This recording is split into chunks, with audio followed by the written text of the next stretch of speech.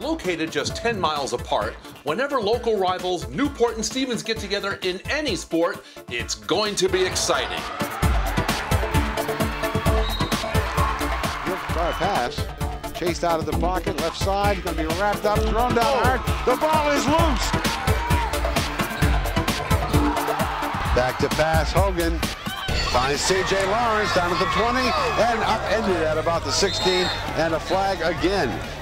Last year, the Cardinals ended the Tigers' season in the NHIAA Division III Western Conference Championship game. Great drop this time. This time a 3-yard touchdown pass. Then handed off right side, sweeping to the right side, Pellerin, touchdown, 19 yards. Tonight, if the visiting Newport Tigers want to hang on to the top spot in their conference, they'll need a big game from quarterback Tom Hogan, who has completed nearly 2/3 of his attempted passes. When Hogan isn't throwing the ball, he'll be handing the ball off to C.J. Lawrence, a scoring machine. The host Cardinals from Stevens High School absolutely need to win this game tonight to have any shot at making the 2014 playoffs. They will count on the talents of quarterback/running back Richard Bell, a dangerous two-way threat whenever the ball is in his hand. The Cardinals will also have the dynamic Parker Smith back in the lineup after suffering a concussion a few games ago. It's Stevens versus Newport, and it's coming your way next on the YCN Game of the Week.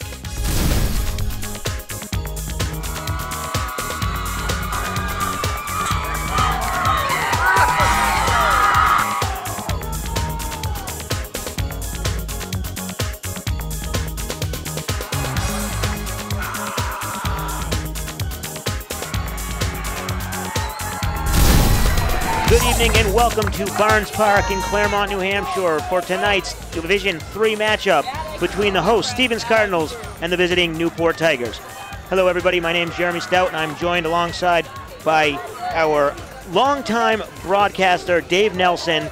Dave, let's take a quick look at the Division III standings before this kickoff. Well, the Division III standings in this in the Northern Division are very interesting. On top are Guilford and Newport, who hold 4-1 records, followed by Franklin at 3-2 and Interlakes at 3-2. Stevens is 1-4. Now, the top four make the playoffs, and a very interesting note, we said Newport and Guilford share the top spot. Newport has already defeated Guilford 27-20. So there's more playoff implications, obviously, for the Tigers here tonight. Exactly, as Stevens elected to receive, and they take the kickoff deep in their own end. Number 2, Parker Smith carries, and he'll bring it back to the 27-yard line, where we'll start our action. So 1st and 10 here. Stevens Cardinals, as you mentioned, Dave, struggling so far this year, but we'll talk about it a little bit more, some of those close losses that they've suffered. So we'll see, and this is a big rivalry game. We'll get into a little bit of that later in the broadcast. So we'll see what happens tonight as we see the first snap for Stevens.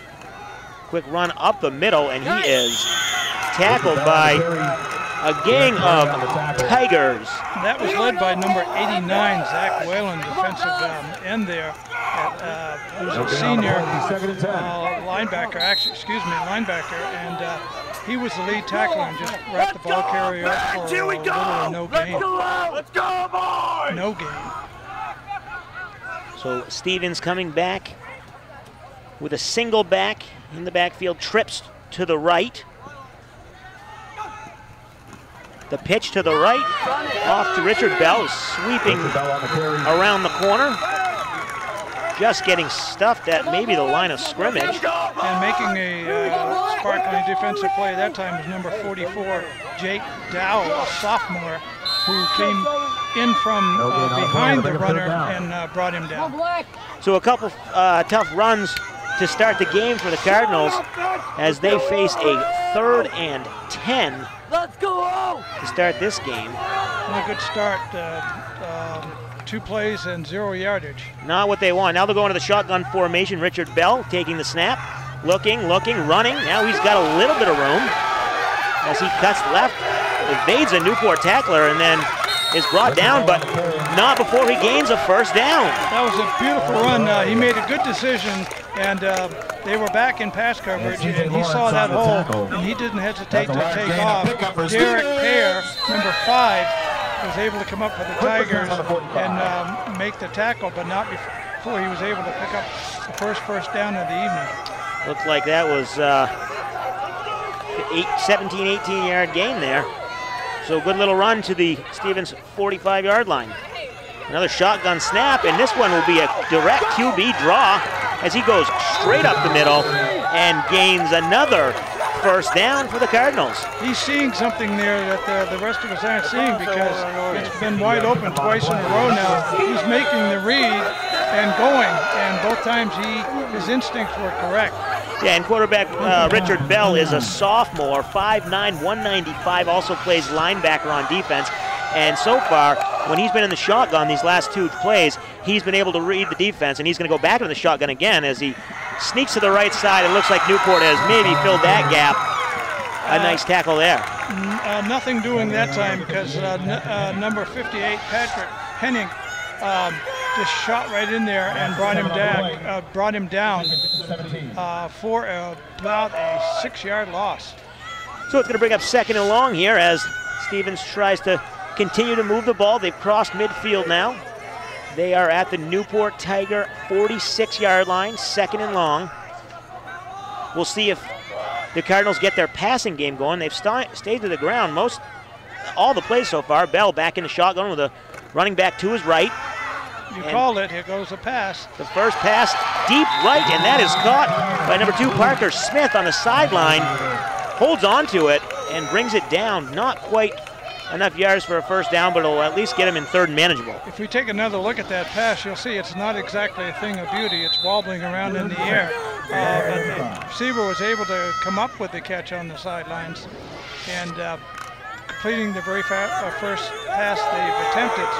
That's a morale booster right there. Yeah, very nice play. So now we'll see 4 wide receivers, trips to the right, and 1 lone receiver on the left as he looks straight down the field and didn't really have an option there, thrown incomplete.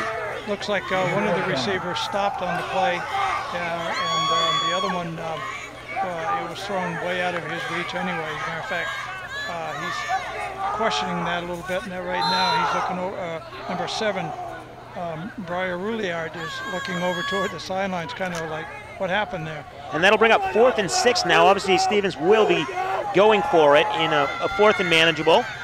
Bell lines up in the shotgun, takes a snap, quick look to the left, and incomplete, just in and out of the hands of Zach Stanhope out in the flats. That would have given them a first down. So it'll be a turnover on downs, and the Tigers will get the ball back.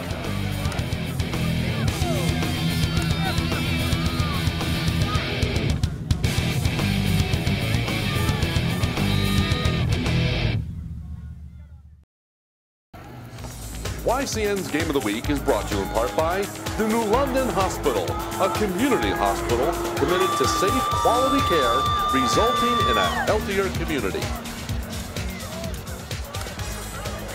Dave, that was an interesting drive there.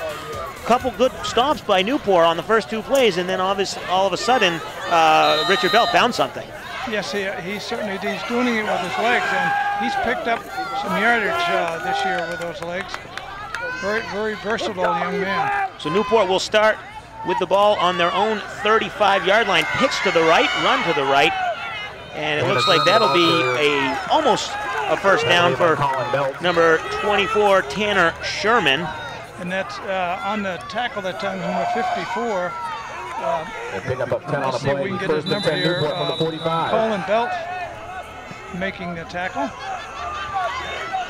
So that will bring up a first down for the Tigers as they just get it across the 45-yard line. You can see the nose of the ball there, just over. Under center for Newport is senior Tom Hogan. He will be calling the plays right under center there with a I formation in the backfield. Pitch left, cuts inside, and going back up the middle is Sherman on the senior Tanner Sherman. And he will get there to another first down for the Tigers. And Belt again, Colin Belt, number 54, once again on the tackle. And speaking of Mr. Hogan at quarterback, so far this year, he's thrown for 461 yards and 7 touchdowns, hitting an incredible 30 of 47. That's a pretty good percentage. That's a good percentage. I have to apologize. That was not a first down. They are going to mark it short of the line to gain, so it will be just a second and short. Once again, Hogan under center with a I formation behind him. And he may have pulled the Cardinals offsides, the way they're holding their heads in rejection here. I think that was definitely against the Cardinals. The offsides on the Cardinals. That is going to be good. 5 yards. Good vantage point from where we are, behind the Stevens bench, right here at the 45, 50 yard line. And Newport likes to break the huddle, run right up to the line of scrimmage, get set. Hogan under center again with the I backfield, hands it off. Quick handoff, right up the middle. And there goes a helmet rolling loose. That means the player has to come out of the game. And that will be C.J. Lawrence, number 34, on the carry. So they switch it up there and go to the first man, the front man in the I formation, the fullback, C.J. Lawrence, a junior, who will pick up 5 yards and bring up 2nd and 5. A beautiful night here at Barnes Park in Claremont, New Hampshire. Temperatures are nice and mild for this time of the year, and it's clear. Hogan under center, pitching to the left, sweeps left, but then cuts back inside is Sherman, and he'll get across the 30 and a first down. Number 77, Jacob Merritt, was one of the tacklers for the Tigers. Excuse me, I identified the wrong player there. Let's go! We'll get it right. These rosters were a little shaken up when we get here tonight, so bear with us for a moment. Sorting it all out here. But Newport seems to be moving the ball consistently here. Hogan likes that position under center with the I formation behind him, and he'll just decide who he wants to pitch it to, and that time he's going to go back to Sherman, picking up a few yards, bringing up 2nd down. And making the tackle was Briar Rouliard, number 7, for a yard gain. And speaking of offense, Newport leads this division, the Division III North, in scoring with 182 points in 5 games. And they also lead the category for points allowed. They've only given up 54. Very balanced team, this Newport offense and defense, and we've seen that so far tonight. Hogan with his first pass out in the flats, a wide open receiver, and that's going to be a first down, I believe. 33, Josh Murphy with the catch there, not quite to the yardage marker. Once again, just a yard short. Number 2, Parker Smith, came up from his safety position to make that tackle and perhaps prevent him from getting loose on the corner and going in for a touchdown. And after Hogan had lulled those cornerbacks to sleep by just handing off and pitching for 6, 7, 8 straight plays, and then he goes out to Josh Murphy in the flat, who was wide open, and he's able to pick up 9 yards after the catch to make it a 3rd and short. Hogan under center. There's no doubt this is a potent Tiger offense. And a quick little run inside handoff, tripped up. Sherman looked like he might have had the end zone, but he was tripped up there, and that'll give him a first down, and they will get in 1st and 12, 1st and 10 from the 12. They do pick it up, and actually the runner actually just tripped over his own feet that time. He was untouched, but of course when you go down in high school ball, the ball spotted right where you go down. There's a nice hole that time on the right side. So now we'll switch up in the backfield. Lawrence as the fullback again, and now it looks like it's 28 maybe in the backfield. Who will take a carry to the left side. He's going to be short. Going to be short of the first down. Don't have his number on here, so we'll have to check into that. Yeah, well, as I said, we'll give an explanation if we sound a little confused. The rosters were not as published, so they made some changes, and we'll try to pick that up for you at some point here. So it'll be 2nd down and short 4, 2nd and 3 is the official call. Hogan under center, sets, and a quick handoff up the middle, and he goes nowhere. Looks like he had it to the line of scrimmage, and then he was pushed backwards. C.J. Lawrence carrying the ball, and actually coming up with with the ball was for Stevens was Richard Bell, but I believe the ball carrier was already ruled down. The fans got a little excited, but the ball had come out, but he had been ruled down. So they'll bring it down 3rd and 3 from the 4-yard line. We're approaching 3 minutes to go here in the first quarter. A fast-moving clock, have not had a timeout or anything. One change of possession. Each team has possessed the ball once. Quick hitter up the middle.